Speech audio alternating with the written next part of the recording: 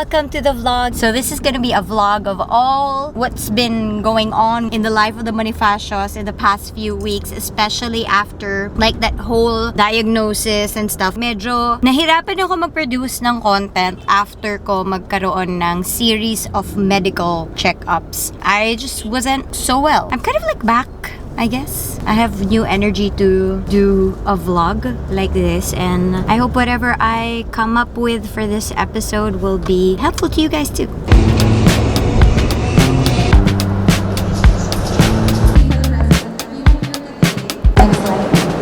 So we'll have Noel, my project officer.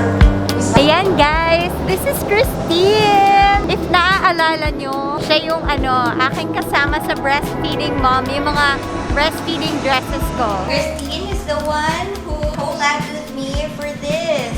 Kasama ko rin siya sa Well and Wise.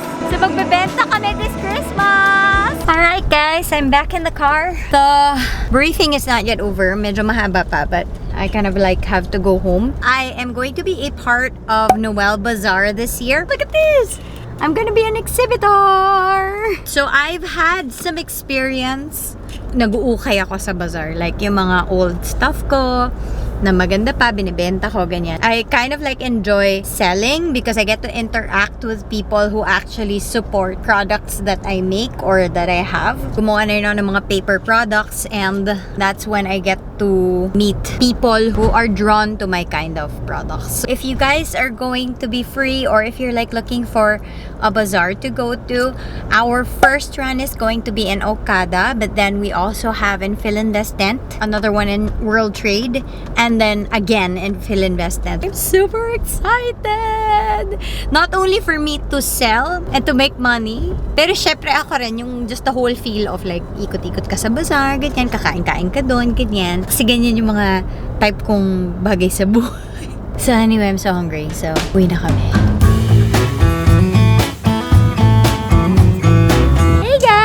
So we are here in Antipolo, and this is the first stop. We are here because ito yung shirt supplier. First, we are visiting 4 shirt suppliers today to see the quality of the shirts and to be able to pick the best one that I like for Well and Wise. Oh, Tarush! Okay, next na tayo.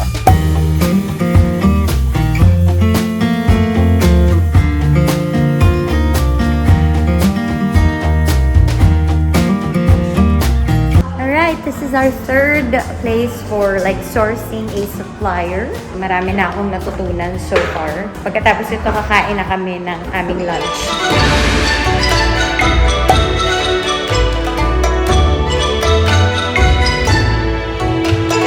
Hey guys, we're back here in Tasty Dumplings. We've been here noong April, and we find ourselves here again because yung isang supplier na binibisita namin ay malapit lang dito. So, kakain muna kami ng lunch namin.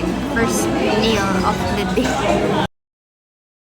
Hey guys, morning. We are up again so early in the morning. I have to be checked by the doctor at 7:30. You guys are gonna get to know what this is. This is a bit of a different kind of therapy, but I still have to find out what exactly it does, and we'll show you guys what that is.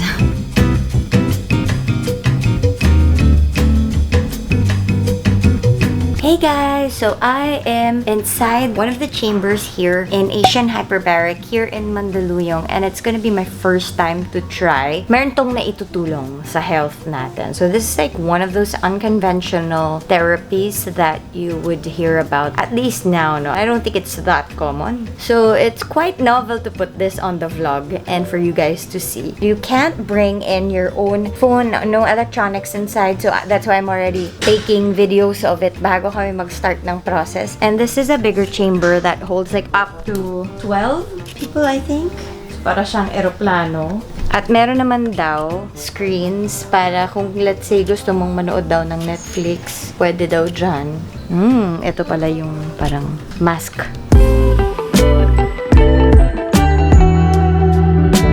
Around the time I would have like syempre bodily pains, ganun. Tama. Kasi stress. Stress. You have very good heart. Okay. Okay. Alright, so we're gonna be inside.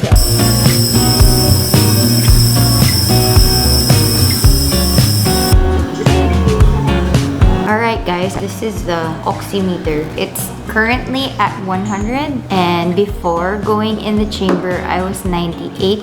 When I had COVID, it went down as low as 93. Ang dami nating oxygen sa katawan ngayon, guys. Okay, sige, Doc. What exactly is the hyperbaric therapy? Hyperbaric is the delivery of 100% oxygen in high pressure. Hyper means high, and baric is pressure, so you're breathing 100% oxygen in a chamber which is being pressurized at a higher pressure, usually double the atmosphere that we're breathing. So now we're at 1 atmosphere because there's that air that pressurizes over our bodies. As we go down to about 33 feet, that's 2 atmosphere. The simple law of physics is that when you're breathing 100% oxygen in a higher pressure, the oxygen dissolves in all the liquid in the body, the plasma that carries the red blood cells. So exit oxygen is very, very important no matter what. That if you have inflammation, instead of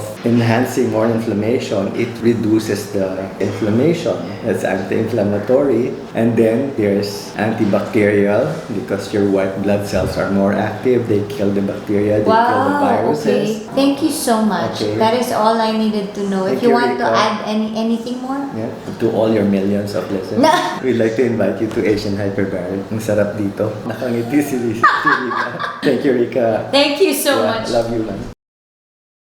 Hey guys, good morning. It's another treatment date for me again today. Medyo kakaibang klaseng treatment na naman yung gagawin ko. I'm gonna show you what it is, but it's like really for those who have spine problems. Chiro. It's a spinal decompression table. I've never done it before. So I'm gonna do laser, myotherapy, and the spinal decompression table. Ganda ng mga lakad natin lately. Panay treatment! Instead of like going invasive and also hardcore medicines, kasi those things affect your body. We just don't really know. Every single thing that we take as a medicine affects our flora. The whole family in your bituka of like bacteria. Now, what we want is like we get to flush out all the bad bacteria. Kailangan malabanan siya ng good bacteria. If that's, I mean, like if I understood it correctly. Even as simple as like a headache medicine. Lahat yon pumapasok sa katawan natin. And whatever goes inside of your body, you gotta think of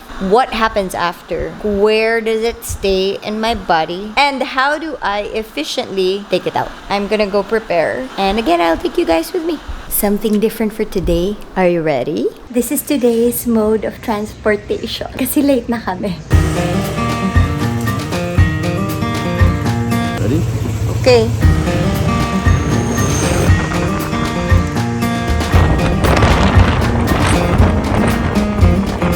Here's the schedule for today. I'm going to be on that thing. It's a spinal decompression machine.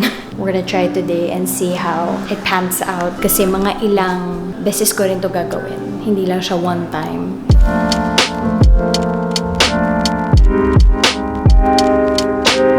How do you feel? Okay naman. I'm so excited to get a relief. Hinga malalim. Inhale and exhale fully. Last one, there's the pump that would be pushing yung nasa lower back na part.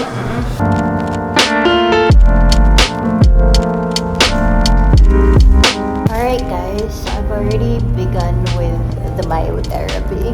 Pinapainitan muna yung likod ko. Tapos mamaya yan, imamanipulate ni ate. Sarap, in fairness, ito yung gusto ko sa therapy. Parang nakaka-rest ka talaga.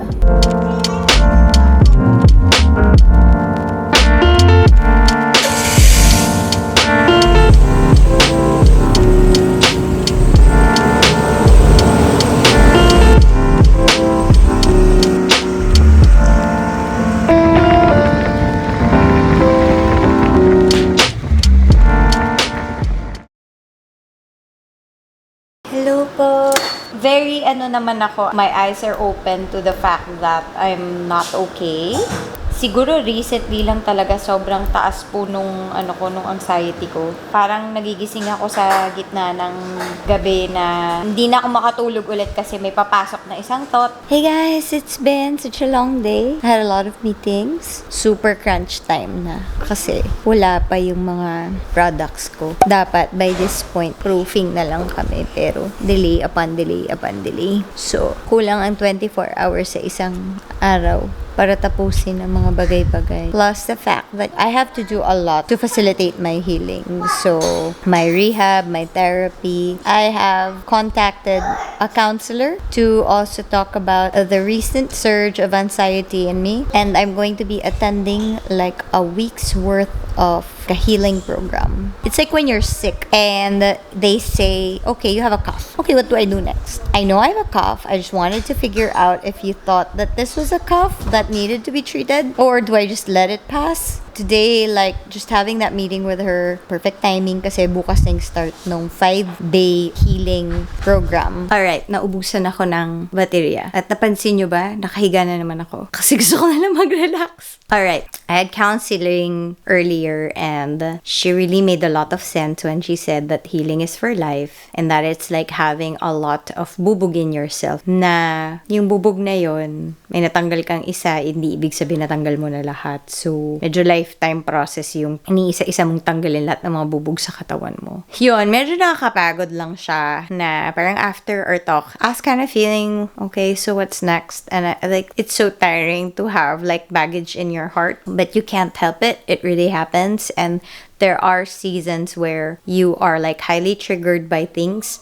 Although she did say that what she thinks it's going to do to me if I go to that healing program is that it's going to be able to teach me how to deal with my stuff in such a way na when stressful times come, yung stress levels, instead of mafe-feel mo ng 200%, parang mga 40-50% na lang daw. Sabi niya na, if you're doing rehab for your body, like physically, like my bones, so, I mean, there's a different kind of rehab for your mind and your spirit. How funny pa kasi, I was talking to my friend after that, and we were talking about how when there's a symptom, you're like so fast to go to the doctor. And when the symptom goes away, parang kaya nakakalimutan mo na. We're kind of like that with our mental health. Pag highly anxious, I need a counselor. I need to talk to someone. Tapos pag nawawala yung anxiety, na okay na. Kaya pala, kaya, ganyan. Habang tumatanda ka, marami kang kinokolektang kung ano-anong sintomas sa katawan mo, isa-isa silang lumalabas. Ang sa palagay ko talaga ay, it's like an accumulation of things that you've gone through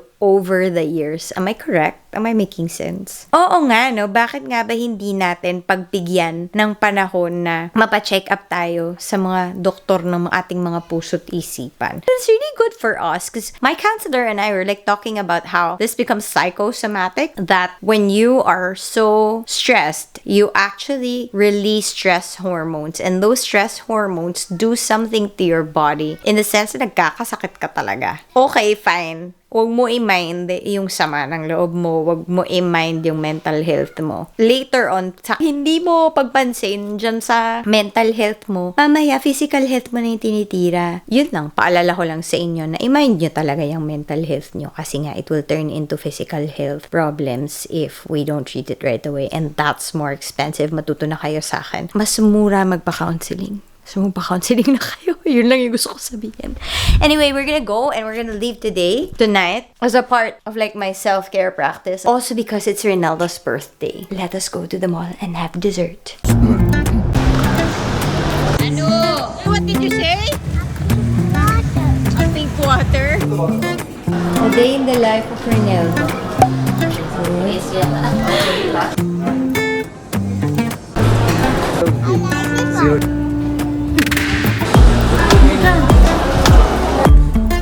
Guys, nakakatawa si Renilda. Matanda na. Kasi pareho na kami ng sakit sa mata. Kaya nagpa-check na siya ng salamin. Okay, everyone. I'm going to start my healing program. It's supposed to be 5 days. This is the first day.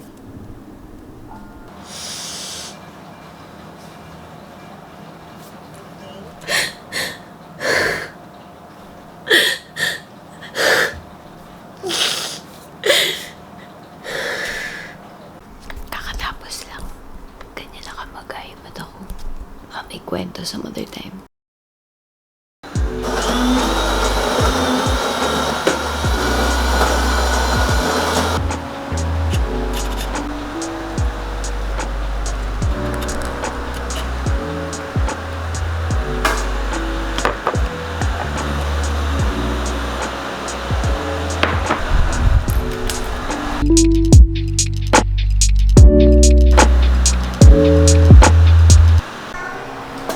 what? I need to read here, my love. Come here. I'll dede you here.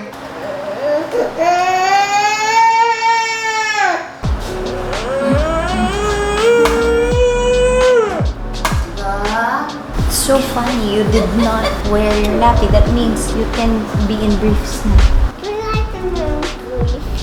Why? There's pee.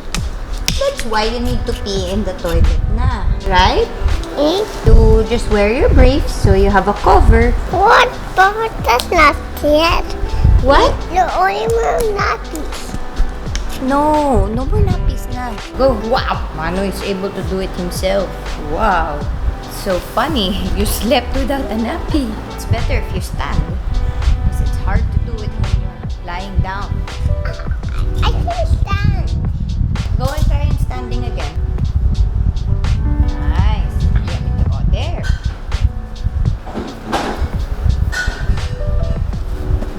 Nice. See, you got the technique. I'm not. So, Manu, are you a big boy na? No, What are you? I'm a baby. Still a baby? Yeah, because I'm a baby. You have to be a baby? Why do you want to be a baby? Because I want to.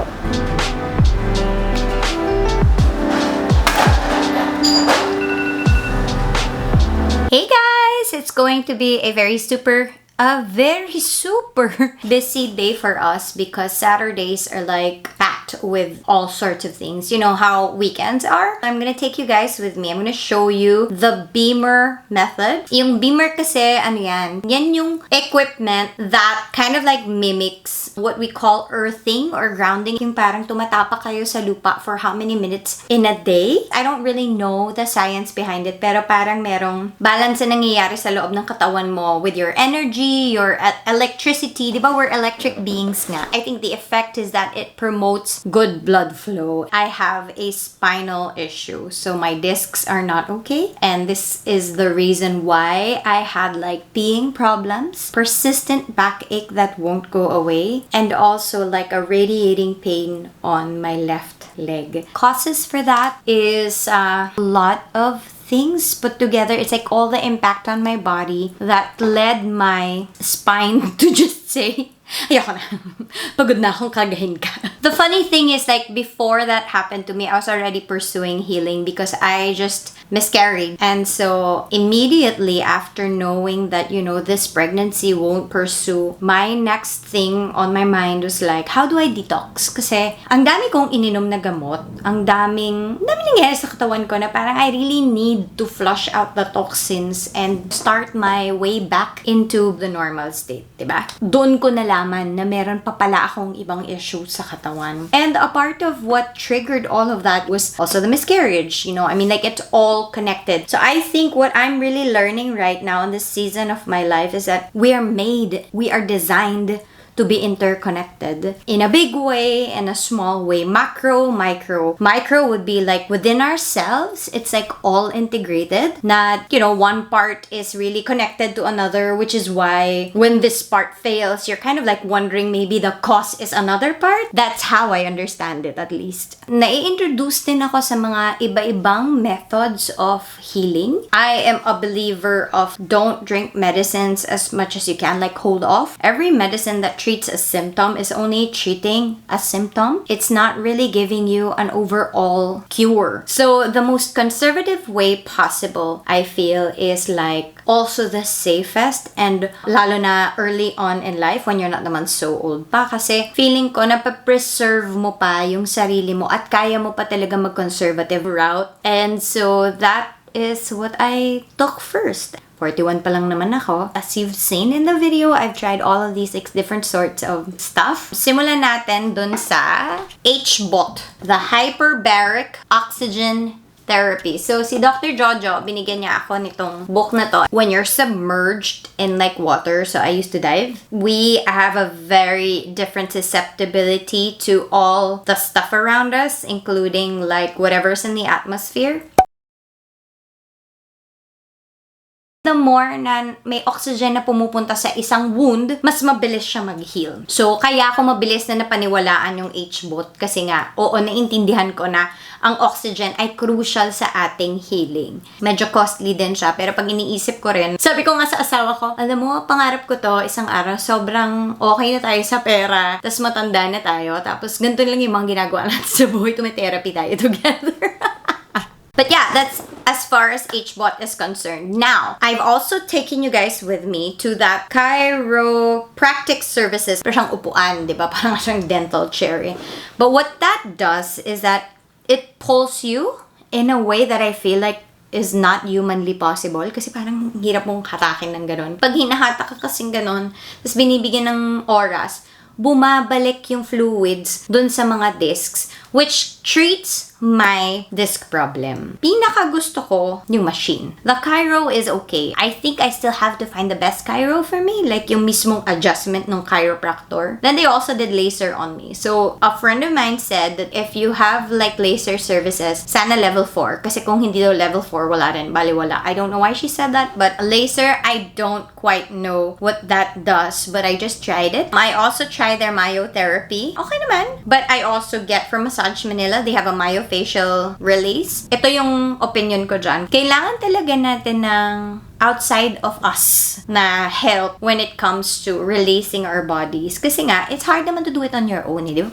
Paano gagawin yun ng mag-isa? Dahil yung mga katawan natin ay nabubugbog over time sa mga ginagawa natin ay kailangan natin ng tulong to release us from whatever is pinched or like is having a spasm, if you're inflamed, alam mo yon, maraming bagay na nakakatulong pala sa mga kondisyon natin na ganun, yung konting pasakit-sakit ng ulo o ng likod, ganun, may paraan pala yun. Now, lastly, gusto ko lang ding sabihin na, ito yung sinasabi ko na, the more I get sick and the more I heal, the more I understand that we are an interconnected being. Hindi lang po kasi tayo physical beings. Naniniwala talaga ako na spiritual tayo and emotional beings, and that's actually not wrong and bad. I respect if you don't believe in that, but I feel it. I really feel it. In the beginning, I thought it was just the miscarriage. But having gone through another kind of therapy, and this is what my counselor said na, kung may therapy ka at may rehab sa katawan mo, meron din tayo dapat na therapy para sa mga utak at puso natin. At iba yun. And that is what I got. I've done this before, and I'm doing it again now. And then I joined, nung nag-usap kasi kami ng counselor ko, sabi niya, I'm actually going to start this 5-day kind of like retreat thing. And she said na if you wanna join it, I would recommend, because in that seminar, what we teach is like, well, we walk you through your inner child and your trauma, and also give you the tools to deal with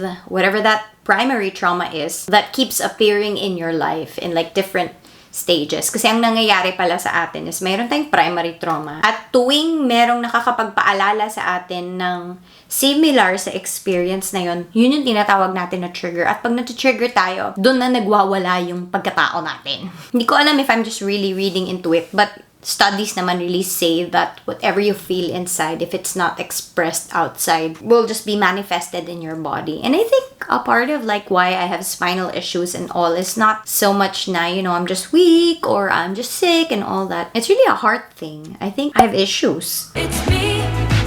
Hi, I'm the problem, it's me. And it's hard to say that. It's hard to admit that even on a vlog na may mga, may galit ako sa puso. May mga unforgiveness ako sa puso. Tsaka, meron akong mga hindi pa nadideal na mga bagay from my past that carries on up until today. So, yung prayer ko talaga sa pag-join nun ay, habang nire-rehab ko tong katawan ko ay sumabay din yung puso at spirit ko para maging integrated ako ulit. Kasi, kahit naman mapagaling ko yung katawan ko, kung yung puso ko ay namamatay na inside, baliwala din, di ba? Papatayin lang din niya ako physically. Sabi nga ng counselor ko na, alam ko kasi bawat emosyon natin yan, may reaction yan na dapat na nailalabas. Kung masaya ka, sumisigaw ka, tumatawa ka. Kung malungkot ka, iniiyak mo o isinisigaw mo rin, ganun. Ang nangyayari kasi when we repress it, we keep repressing it, but it still needs to be expressed. So instead of expressing itself outside, it expresses itself inside. And so this is when we get sick. And I feel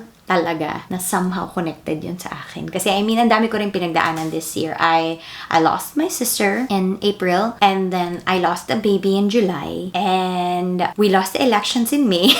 Sinabi na rin ng counselor ko, alam mo, grief issue din yun eh. There's just too much happening at one time. I just want to encourage you guys because, you know I have a lot of followers who also go through like mental health struggles and anxiety. I want to encourage you that you're not alone. I'm not gonna say that you'll find your solution right away or like by, employing any one of these things that I featured on the vlog na gagaling na kayo. I wish it were that simple, but I think what I can share with you is that for every time I get anxious and I get out of whack, I also am led to a solution. I'm also led to a greater revelation of what's really wrong inside of me. And I know it's a painful process because sino namang may gustong makaramdam ng mga ganitong bagay, diba? Pero kasi pag hindi umaaray, hindi mo rin alam na may mali at may masakit. So, hindi mo rin siya magagamot. So, kung umaaray ka ngayon, gusto ko lang sabihin na it's a good thing because then alam nating may mali. Yung prayer na lang natin ay, Panginoon, ipakita niyo po sa amin kung ano ba yung dapat naming tugunan at solusyonan. At tulungan niyo po kami na makalabas dito. Ibigay niyo po yung mga nararapat na tao naming kausapin, mga bagay na dapat naming gawin.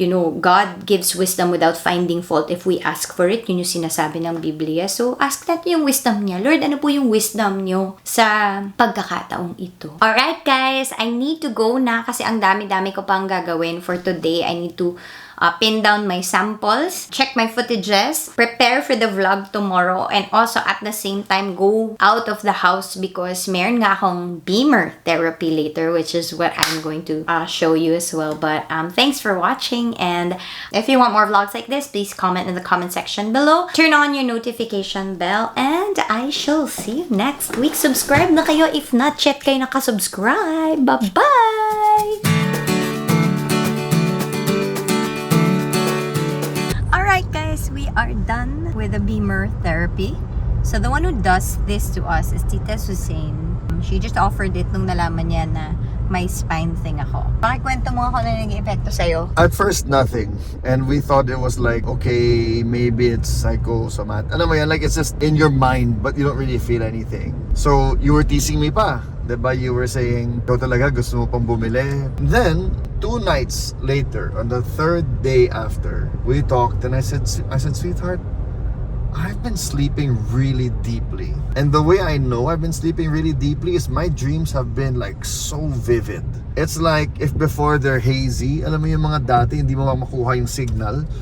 So, puro static yung nakuha mo. Parang ganun yung panaginip ko dati. Ngayon, parang HD siya, na full color, na napansin ko lang talaga. So, full, all emotion and all that. And then you went, hala, ako rin. Both of us apparently had very good effects from it. Mine was like after how many months, it was the first time na nawalan ako ng back pain. Feeling ko talaga nag-work siya. And so we immediately inquired, parang, sige, bilhin na tayo. Kasi Tita Suzanne sells it. And she had like a used one in her house that she's like selling second hand, ganon. So kami naman, sige, baka ma-afford na natin yan. Magkano nga daw ba ulit? So, ito naman, sabi mo, magkano? So she said, I'm selling one, you can buy the new one for $395 or something like that. Or you can buy a used one for $195. So I went to the card, I'm like, look, $300, $195. Even if we buy a new one, we can afford that.